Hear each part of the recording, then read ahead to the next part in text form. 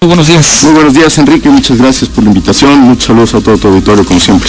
Oye, ¿qué te pareció el acuerdo, el pacto final en materia migratoria para evitar los aranceles? Yo creo que hay poco que celebrar en ese acuerdo, en términos globales.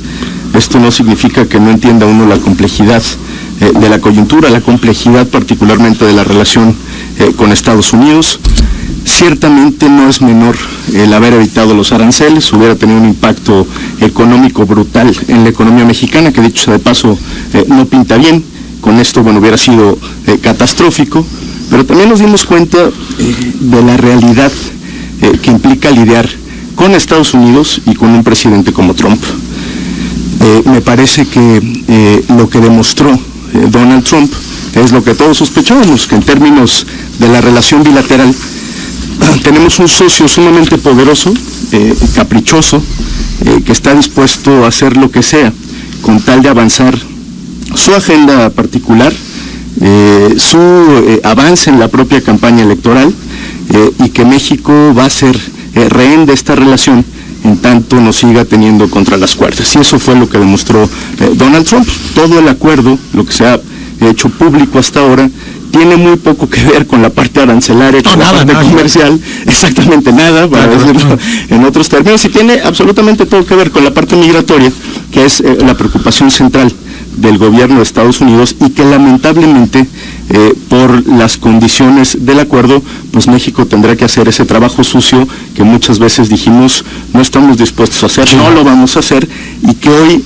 producto de esta circunstancia, pues nos va a meter en una dinámica muy complicada, que obligará al propio gobierno federal, pues no solamente a hacer esta especie de trabajo sucio, a recorrer, como decía alguien el otro día, a recorrer el famoso muro que quería construir Donald Trump, pues sí, un muro que ya no estará en la frontera norte, que ahora estará en la frontera sur, que detendrá fundamentalmente, o que servirá como muro de contención para la parte migratoria, y que a México también le costará recursos económicos mantener esta política que, dicho sea de paso, se va a evaluar en 45 días y seguirá de alguna u otra forma supeditada a los resultados que desde la perspectiva de Estados Unidos se puedan lograr.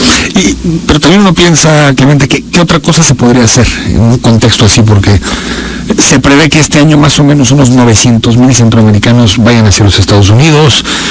La presión de Donald Trump fue durísima. Había mucha presión también sobre el presidente, en particular los agentes económicos, de que no hubiera un impacto en materia arancelaria.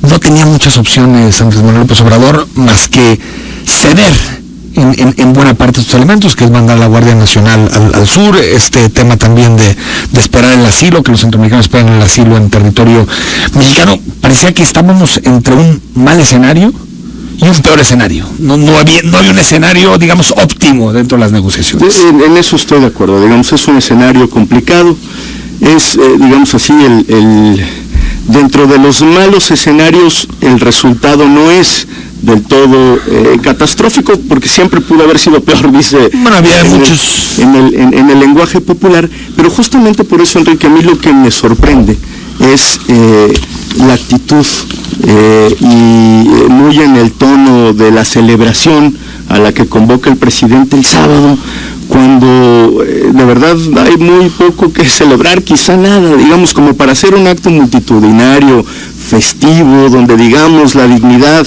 quedó intacta en todo este proceso y estamos muy contentos. A ver, yo no comparto ese júbilo o esa idea de celebración, y me parece que ahí el gobierno federal, en función o a la pregunta concreta de qué es lo que debería de hacer, creo que debería ser mucho más honesto con los mexicanos y con las mexicanas. Es decir, no estamos ganando en términos generales nada, y al contrario, nos están poniendo una serie de pruebas, de condiciones que van a ser muy difíciles de sortear, y eso va a representar para México una situación problemática. Por eso, digamos, del júbilo que quiere proyectar el gobierno federal, que entiendo también tiene una parte política, digamos, mantener intacta, ¿no?, más allá de la dignidad, la figura de López Obrador, del presidente de la República. Creo que eso es en el fondo lo que hay en ese acto que además, por cierto, entre muchas otras cosas, y perdón que me desvíe tantito,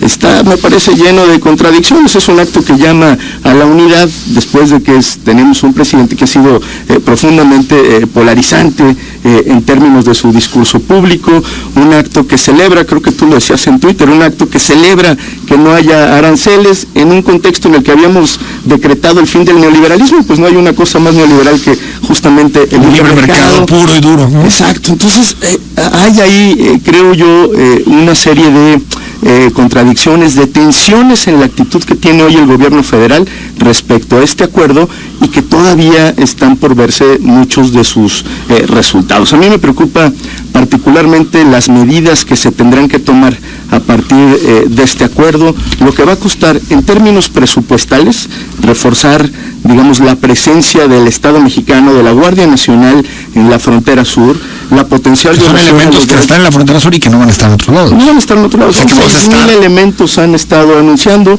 cuando justo uno de los grandes problemas para armar la Guardia Nacional es el número de elementos. El reclutamiento no es un reclutamiento sencillo, y le vamos a tener que destinar a esa tarea una parte importante de la fuerza. Presupuestalmente, pues va a tener que haber un ajuste. Digamos, todas las agencias o todas las instituciones encargadas de la parte migratoria sufrieron un recorte, bueno, como muchas otras instituciones del Estado mexicano, que tendrán ahora que reforzarse, y le vamos a tener que destinar un conjunto de recursos a ello. Si a esto le sumamos toda la denuncia que ha habido en términos de violación de derechos humanos en la frontera sur, digo, en el resto del país, pero particularmente con el tema migratorio, yo creo que vamos a tener una situación muy, muy complicada en el sur del país. Aparte parece que no hay proyecto migratorio. Sí, más allá de eso, ¿no? Estas son las imposiciones de Washington, de estos 3 temas, es importante que los atiendas, pero ¿cuál es el proyecto migratorio de este gobierno? Más allá del discurso, es importante llevar desarrollo a Centroamérica, que yo estoy totalmente de acuerdo, creo que esa es la solución a mediano y largo plazo. Creo que en México, ya revisando los datos, tenemos un saldo migratorio más o menos estable, en realidad casi regresan los mismos que se van. Es decir, me parece que la visión a largo plazo es la correcta. Centroamérica tiene que ser un espacio de mayor prosperidad para evitar expulsar tanta gente. El asunto es, de aquí a que sucede eso, que van a ser muchos años, ¿cuál es el proyecto del gobierno mexicano en materia migratoria? Porque cuando menos, en términos muy simplistas, hay dos visiones, ¿no? Aquella que dice, oigan, ese no es mi problema, yo me concentro en lo que sucede en mi país, y lo que suceda en las fronteras ya no es mi bronca, que esa es la perspectiva de Donald Trump, ¿no? Y de la de una buena parte de la derecha, incluso buena parte de la derecha muy conservadora mexicana, ¿no? Y el otro que dice, oigan, el problema de la migración es un problema de todas y de todos, trasciende por supuesto las fronteras, tiene un carácter eminentemente humanitario que no podemos obviar. Y a mí me había gustado mucho los inicios del gobierno federal y su discurso tratando de entender esta complejidad del tema migratorio. Bueno, en algún momento el presidente, me parece, se fue hasta de bruces, hasta trabajos ofreció para todos los migrantes en tránsito. Ese fue un error. Ese fue un efecto llamada, porque dices, vengan, total, si no llegan a Estados Unidos, pues no hay bronca, aquí se quedan, ¿no? Creo que ese no es el origen del problema, el origen está en otro lado, justamente la desigualdad en muchos de estos países. Sin embargo, también había una actitud mucho más tolerante, abierta, que trataba de entender la complejidad. Hoy, la realidad, particularmente todo lo que tiene que ver con nuestra relación bilateral con Estados Unidos, pues nos pone o nos aplica una dosis de realismo, ¿no? Más allá de del discurso anteriormente adoptado por la administración federal, en el sentido de que sí hay, para mantener una sana relación, para mantener esta relación comercial con Estados Unidos, pues obligaciones que hay que cumplir. Y esas obligaciones pues tienen que ver con la agenda y con el capricho de Estados Unidos. ¿Qué me preocupa en el mediano y largo plazo, Enrique? Que me parece que el presidente Donald Trump nos puede tomar la medida, ¿no?